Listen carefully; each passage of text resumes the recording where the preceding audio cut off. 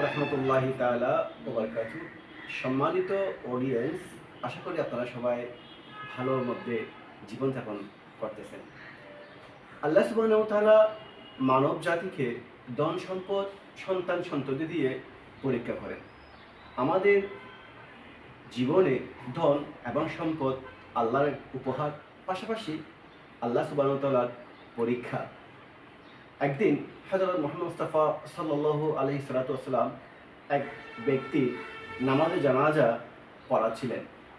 যখন আল্লাহ সুবহানাহু ওয়া তাআলার হাবিব নিয়ত করবেন, এমন সময় তার মুখদ্বারের ভিতরে কি একটা নাড়াচাড়া করতেছে, যা আল্লাহ রসুল সাল্লাল্লাহু আলাইহি ওয়াসাল্লামের দৃষ্টিগোচর হয়।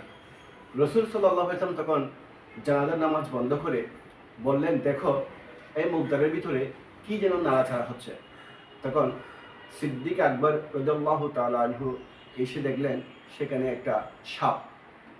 তখন সিদ্দিক আকবর ঘোষণা করলেন সাপকে বের করে মেরে ফেলার জন্য।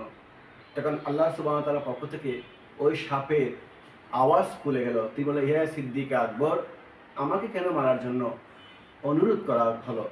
আমি তো কোনো জঙ্গল থেকে আসি নাই, আমি কোনো পাহাড় থেকে আসি নাই, আমি কোনো বন জঙ্গলের সাপ নই, আমাকে আল্লাহ সুবহানাহু ওয়া তাআলা পাঠিয়েছে। তখন উত্তর করলেন, তুমি কে? তখন সে বলল, আমি হচ্ছি তার পাপের শাস্তির বহিঃপ্রকাশ। তখন বললেন, কেন তাকে শাস্তি দেওয়া হচ্ছে? তার অপরাধ কি? কারণ তার ছিল 3টি অপরাধ। এক, যখন সে নামাজের আজান হতো তখন নামাজে যেত না।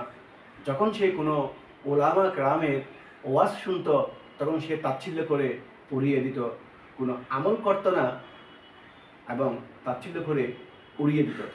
3 নম্বর হচ্ছে তার ধন সম্পদ অনেক ছিল, সে কখনোই জাকাত প্রদান করেনি।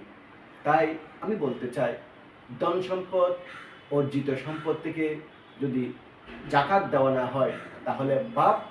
জাকাত দিলেই আপনার সমস্ত গুনাহ হবে মাফ।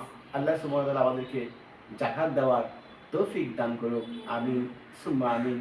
এ পর্যন্ত সবাইকে আবারও মোবারকবাদ জানিয়ে আমার বক্তব্য এখানে শেষ করলাম। ভালো থাকবেন, সুস্থ থাকবেন, ইসলামের কথা থাকবেন।